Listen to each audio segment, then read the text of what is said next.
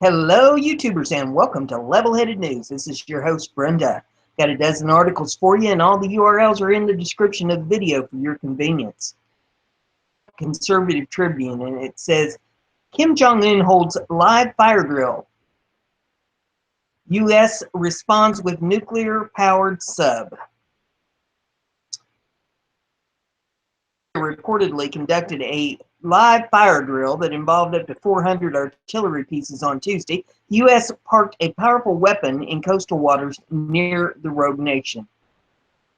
The nuclear-powered submarine USS Michigan arrived in port of Busan for a hull check just in time for the drill, according to a statement released by the U.S. Pacific Fleet. Pyongyang reportedly conducted the artillery drill timed to the 85th anniversary of the founding of the North Korean Army in the coastal region of Wonsan, according to Fox News. The submarine visit was part of a regularly scheduled deployment to the Western reported.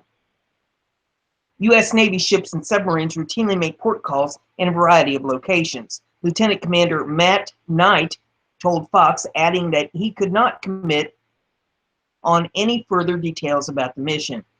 The visit might have been regularly scheduled, but there's no denying the Michigan carries enough weaponry to send a clear message to North Korea that the United States means business. Submarines in the world, at more than 560 foot long, the Michigan is equipped with guided missiles that, according to the Pacific Fleet, provide the Navy with unprecedented strike and special operations mission capabilities from a stealthy, clandestine platform. Armed with tactical missiles and equipped with superior communication capabilities, guided missile submarines are capable of launching missile strikes and supporting Special Operation Forces missions. The submarine joins an armada of U.S. forces already in the area. USS Carl Vinson aircraft carrier strike group also arrived in the Philippine Sea of South Japan, according to senior U.S. defense officials, Fox News reported. The UK Guardian also reported that South Korean Yonhap news agency confirmed the U.S. military also started carrying parts the Terminal High Altitude Area Defense anti-missile defense system to an area in South Korea. South Korea's defense ministry said the North appeared ready to perform strategic provocations at any time, Fox reported. South Korean acting Prime Minister Hwang Kyo-an reportedly instructed his military to assume an immediate response posture if the North chooses to act out. The news that an American nuclear submarine was docked so close to his country probably irritated North Korean dictator Kim Jong-un, but if he has half a brain, he will consider the amount of military might he faces before doing something stupid. The next article that I have for you is off of Liberty Riders. And the hamster is running as fast as he can to get it up here on the screen for me.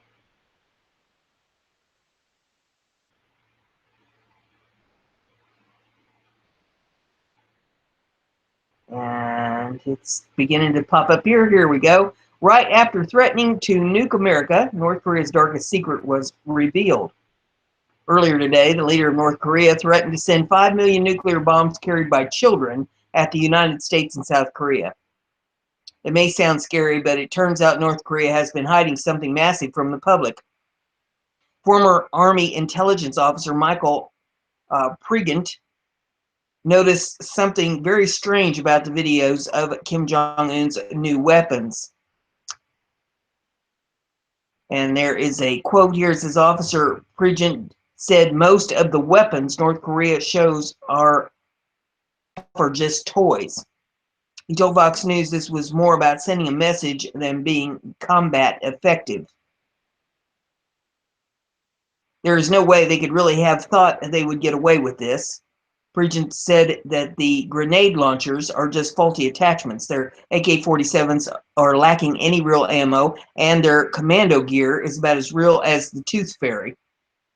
However, this does not by any means imply that North Korea is harmless. In fact, Ambassador Bolton said earlier today that the nuclear threat is very real. So, from what I can gather, it seems like North Korea's tanks and ground forces are far worse off than advertised and not a real threat. However, a madman with any nukes is still a problem that has to be dealt with.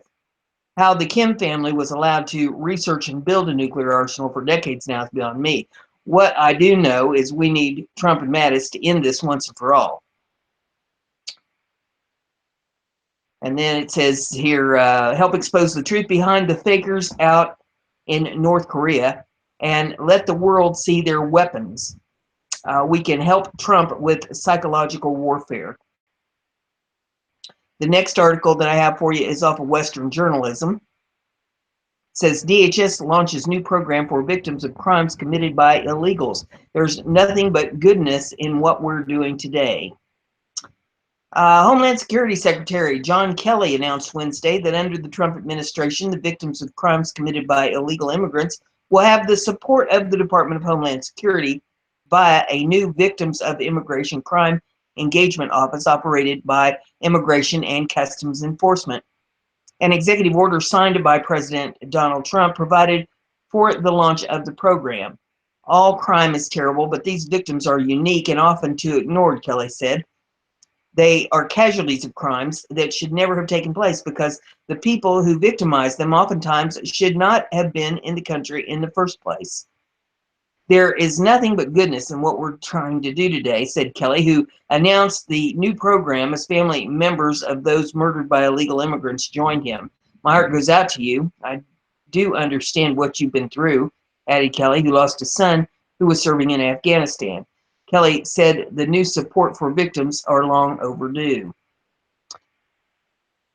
These crimes in many ways were preventable, but because of years and years of policies complicating immigration and enforcement efforts and politically correct approach to public safety, there are mothers who will never again receive a Mother's Day card from a son. There are husbands who will never again kiss their wives. There are children who will never get to graduate from high school, he said.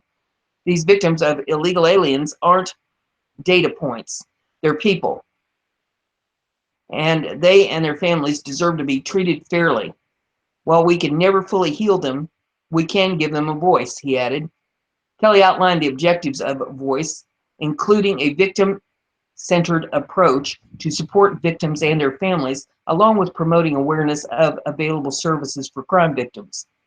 One service, the DHS Victim Information and Notification Exchange, will allow victims to track the immigration and custody status of illegal immigrants who committed crimes. A DHS statement said ICE community relations officers will serve as local representatives to provide victims with information about the process of enforcing laws against illegal immigrants who commit crimes and the process for removing those criminals. ICE has 27 victim assistance specialists with a high degree of specialized victim assistance expertise and training. ICE is employing a measured approach to building the Voice office, meaning that it intends to expand the services Voice offers in the future. DHS said in a statement, this approach allows the office to provide immediate services to victims, but will also allow the agency to collect metrics and information to determine additional resource needs and how the office can best serve victims and their families moving forward. The next article is off BizPac Review. It says, Baltimore state attorney tells prosecutors to ease off illegal immigrants. Baltimore state attorney's office wants prosecutors to reconsider charging illegal immigrants with nonviolent crimes if they believe doing so will trigger collateral consequences that lead to deportation. Chief Deputy State Attorney Michael Chastel told his staff that tough immigration enforcement policies under the Trump administration increase the likelihood that federal authorities will target illegal immigrants convicted of minor offenses. The Justice Department's deportation efforts have increased the potential collateral consequences to certain immigrants of minor nonviolent criminal conduct. Chastel wrote in a memo obtained Thursday by the Baltimore Sun. In considering the appropriate disposition of minor nonviolent criminal case, please be certain to consider those potential consequences to the victim, witnesses, and the defendant, he added. The memo follows a similar order from the Brooklyn District Attorney's Office, which on Monday said it will implement new prosecution guidelines in order to shield illegal immigrants accused of minor crimes from deportation. Acting Brooklyn DA Eric Gonzalez said his office will maintain an immigration-neutral disposition by allowing illegal immigrant defendants to plead down to minor crimes that wouldn't normally qualify as grounds for deportation. President Donald Trump has cracked down on illegal immigration in his first 3 months in office, stepping up detention and removal of aliens with criminal records of any kind. The Department of Homeland Security in February issued guidance that there are no longer classes or categories of removable aliens exempt from potential enforcement, including deportation. The administration also has threatened to withhold federal grants from sanctuary cities, but Baltimore Mayor Catherine Pugh says Baltimore is not a sanctuary city because it doesn't operate its own jail and doesn't make decisions about whether to hold people charged with immigration crimes, the Sun reported.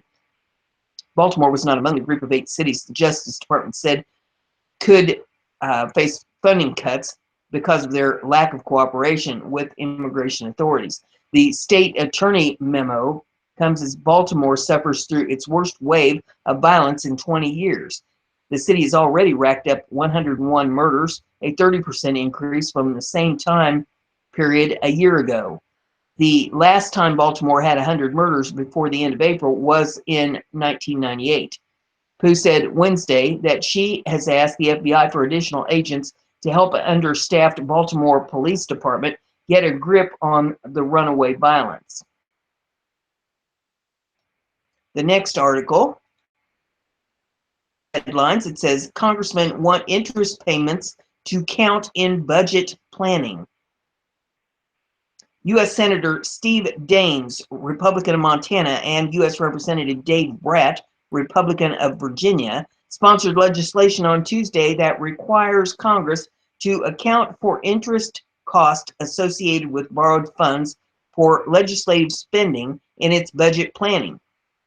The new legislation, the Budgetary Accuracy in Scoring Interest Costs, called BASIC Act, would change the budgetary process if enacted.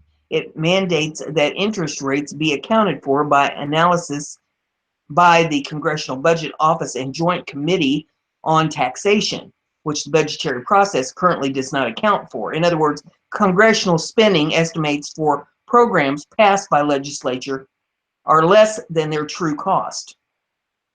According to Daines and Brat, this omission is part of the federal government's fiscal irresponsibility and it needs to change. Congress employs gimmicks to shield hardworking American taxpayers from knowing exactly how much it is spending, Daines stated. Greater concern about the fiscal responsibility among congressmen might not simply be a result of a Republican control of the legislative and executive branches, but is of growing public concern as the nation approaches a $20 trillion in debt. For many pro-liberty Republicans, the federal government's mounting debt is one of the nation's greatest threats. Daines echoed that sentiment, saying it's time the federal government provides a true accounting of how much it was spending.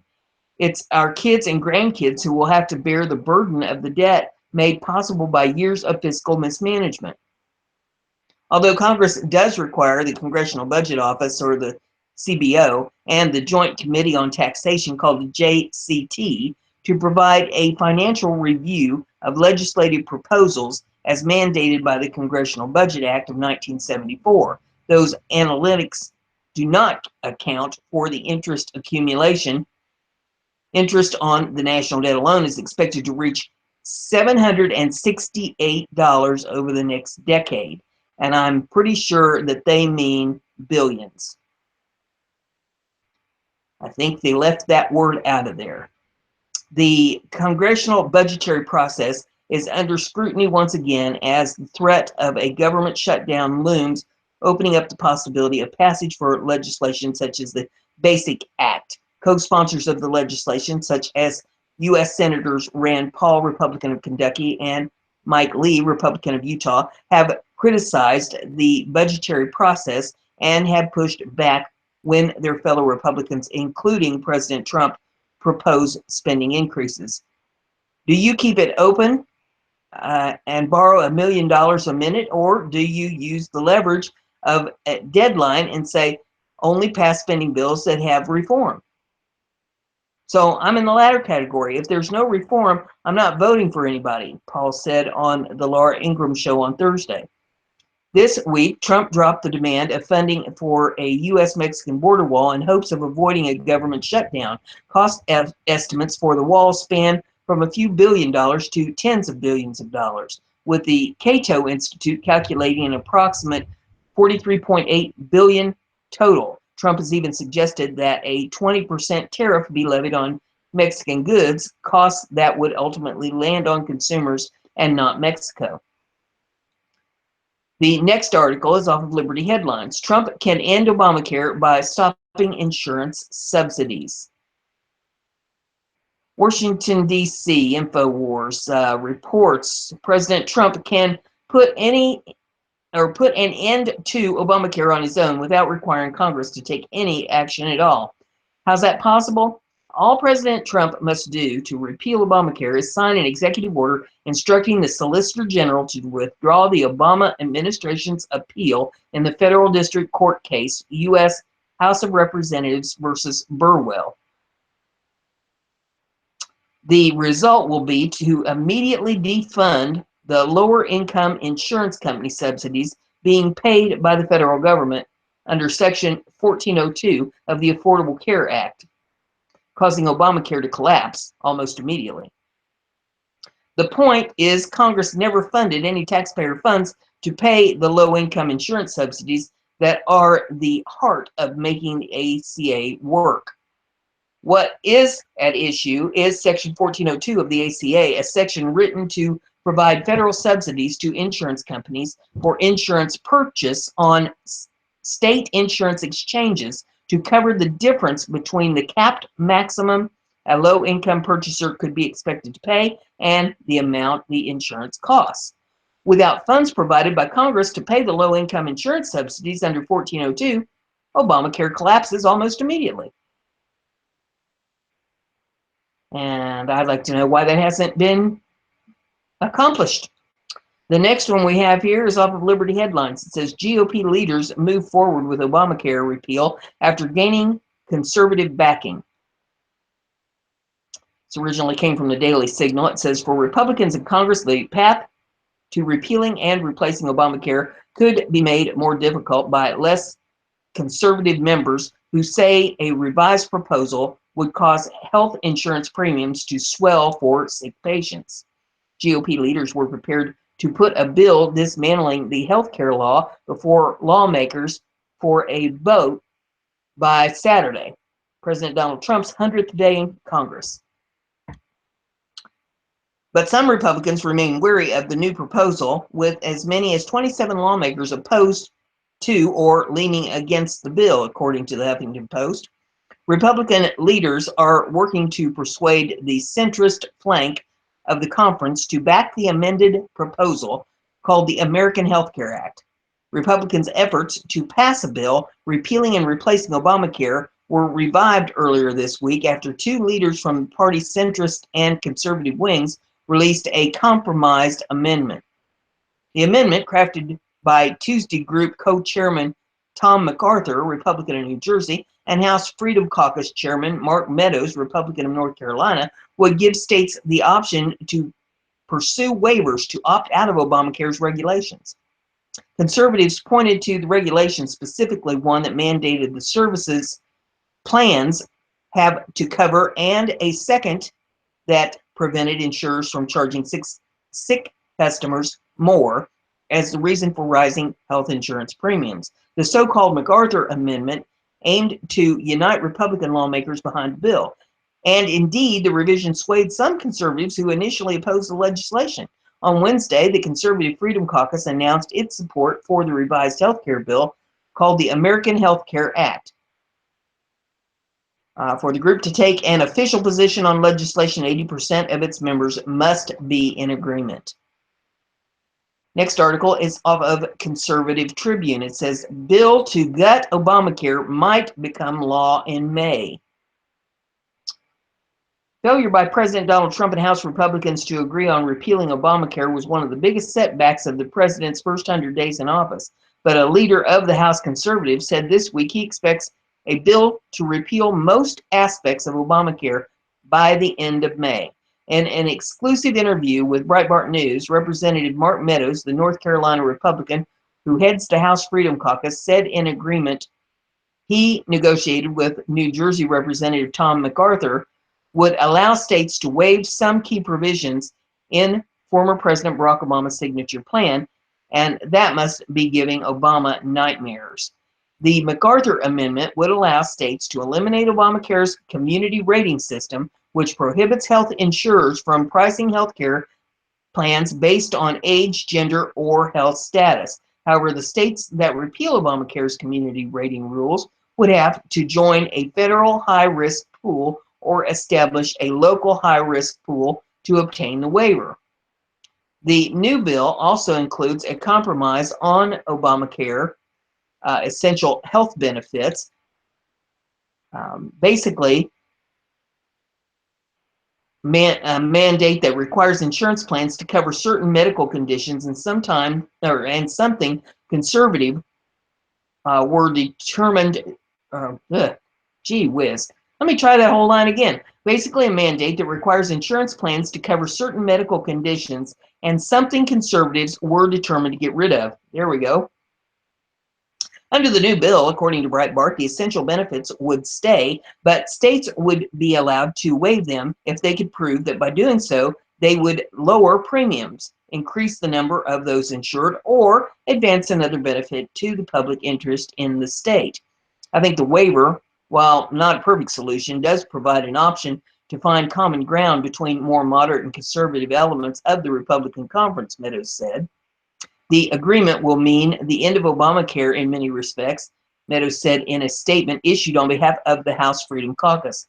While the revised version still does not fully repeal Obamacare, we are prepared to support it to keep our promise to the American people to lower health care costs, Meadows said in a statement. Meadows told Breitbart that he fully expects to repeal most aspects of Obamacare by the end of May, adding that while the repeal's failure might have been a black mark on the president's first 100 days, it would still be seen as a significant accomplishment if it were done within 120 days or so. It was not clear when the House would vote on the bill. CBS News reported that House Speaker Paul Ryan praised the agreement on Wednesday, but would not commit to a specific voting date. We'll vote on it when we get the votes, Ryan said, according to CBS. In his interview with Breitbart, Meadows was more concrete. I fully expect that we will repeal most of the aspects of Obamacare by the end of May, he said. It's not how you start, it's how you finish, as the song used to say. We will have an excellent finish. While nothing was yet set in stone, this is a promising outlook for a win for conservatives. Obama was notorious for crying fake tears during his presidency, but the tears he might cry over his legacy being shredded could be real. The next article is off of Western Journalism.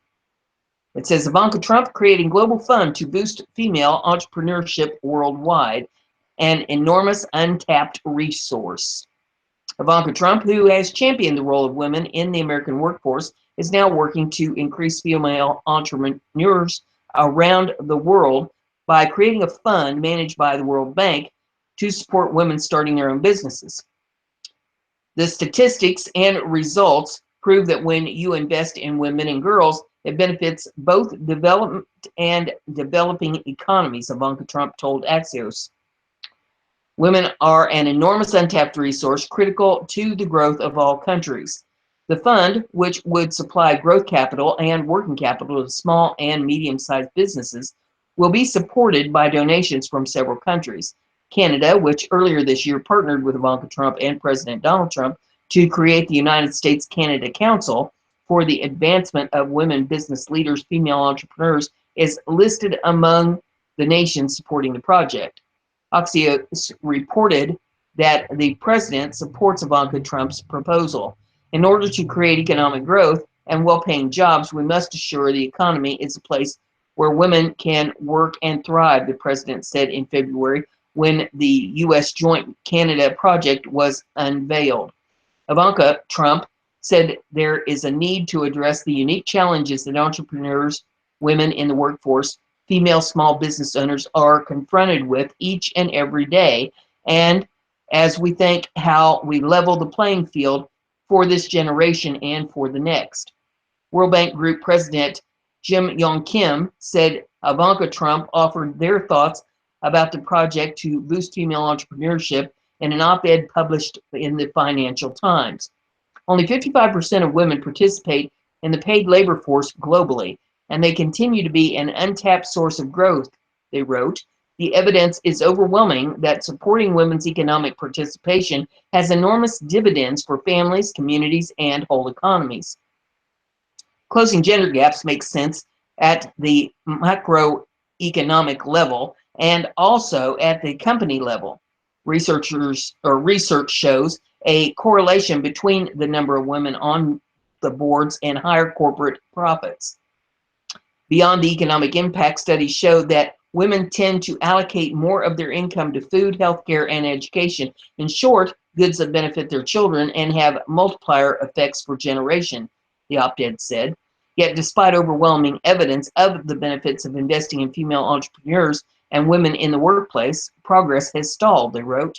From a global standpoint, female entrepreneurs are further disadvantaged by legislation impeding women economic opportunities, restricting them from certain professions, preventing them from traveling, and constraining their ability to inherit or own land. Women-owned enterprises are concentrated in a narrower range of sectors, largely those with lower profit margins and export potential. Trump and Kim believe the solution does not require reinventing the wheel. We know what works. We need to increase access to finance, redistribute care work, accelerate progress to financial inclusion, and offer programs that train female entrepreneurs and help them access higher value markets. We need to develop new legal and regulatory framework to boost women's growth and productivity. The right skills training enhances women's capacity to manage their businesses. A mentorship opportunity and access to networks bring learning opportunities and connections to capital and markets, they added. Next article is off the BizPac Review. It says, Sheriff David Clark in final stretch for White House post. So what's holding it up? If you're a criminal, you do not want to face off against Sheriff David Clark. Clark's currently the sheriff of Milwaukee County, Wisconsin, is being considered by President Trump for a position of Assistant Secretary to the Department of Homeland Security and Partnership and Engagement Unit.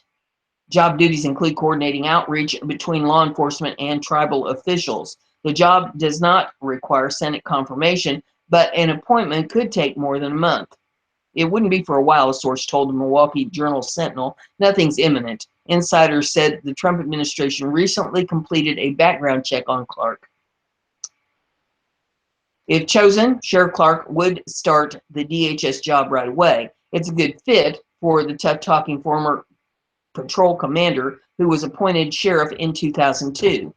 During the presidential election, Sheriff Clark, who was once a registered Democrat, made headlines after voicing his support for Donald Trump.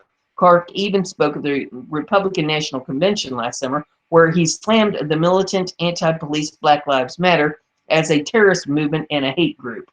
Clark also endorsed Trump, saying he's the law and order candidate the country needs. Donald Trump is the steadfast leader our nation needs, he said. Politico reports the possible hiccup in the appointment of Clark, as critics call him a celebrity sheriff for his outspoken appearances in the media. He's come under fire in recent days amid revelations about the case of Terrell Thomas, who died of dehydration last year at the Milwaukee County Jail after guards turned off the water in his cell. Clark also has faced criticism for participating in a National Rifle Association-backed trip to Russia in 2015, where he and other members of the group's delegation reportedly met with Dmitry Rogozin, one of the Russian President Vladimir Putin's deputies. It was sanctioned by the U.S. government in 2014. President Trump has praised Sheriff David Clarke as a patriot and a leader with backbone. On Friday, Clarke spoke at the NRA convention where he bashed leftists who continue to riot and protest against Trump, saying they will continue to sow division and anarchy. You see, our fight for freedom continues in earnest, Clarke said. You see, these rat bastards on the left never give up. Election defeats don't matter to them. They will continue their assault on our Constitution, the rule of law, liberty, and American exceptionalism. The next article is off of BizPac Review. And it says, DHS slapped with lawsuit to release Jeh Johnson's emails.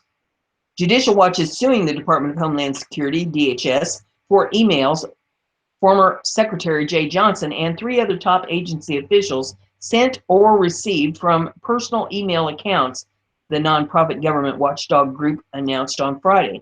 The lawsuit was filed after DHS produced no records in response to a December 29, 2015 Freedom of Information Act request for the emails. A federal court hearing is scheduled for Monday, May the 1st. The agency claims the emails are essentially inaccessible and it is too troublesome to recover them, Judicial Watch said in a statement. Judicial Watch previously obtained and made public 250 pages of documents containing official emails sent through the private unsecured email accounts of Johnson, former DHS Deputy Secretary Alejandro Mayorkas, former Chief of Staff Christian Marone, and former General Counsel Stephen Bunnell. The statement continued. The emails discussed high-level meetings planned between Kuwaiti ambassador and Saudi Arabian Interior Ministry officials, as well as a West African $4.5 million online consumer fraud scam using Johnson's name, the statement said. A federal judge previously required DHS to preserve the records Judicial Watch sought after the watchdog argued that there was no assurance the officials would retain their emails since the messages may have been sent without agency authorization. Judicial Watch previously uncovered documents revealing that Secretary Jeh Johnson and 28 other agency officials used government computers to access personal web-based email accounts despite an agency-wide ban using heightened security concerns, the statement said. The documents also showed that DHS officials misled Pennsylvania Republican Scott Perry when he asked if personal accounts were used for government business, according to Judicial Watch. Next article is off BizPac Review.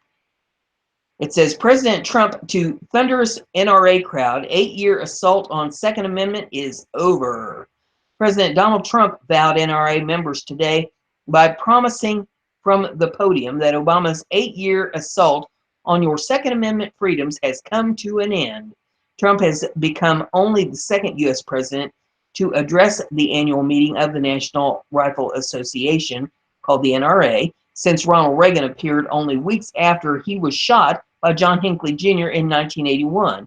And Trump wowed those in attendance nearly as much as the Gipper did.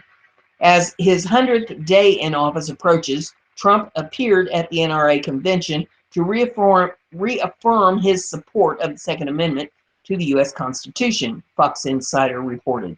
You came through for me, Trump said, speaking of the NRA's strong support for his campaign last year, and I'm going to come through for you. The 8-year assault on your Second Amendment freedoms has come to a crashing end, Trump said as the crowd cheered. You have a true friend and champion in the White House. To the NRA, I can proudly say, I will never, ever let you down, the president added. And the final article, well, that was the final article. Gee, buzzed right through that real quick. If you like what I'm doing here, give it a thumbs up, share it on your social media so everybody gets to hear the news. Don't forget to subscribe. That way you'll stay informed. Have a great day.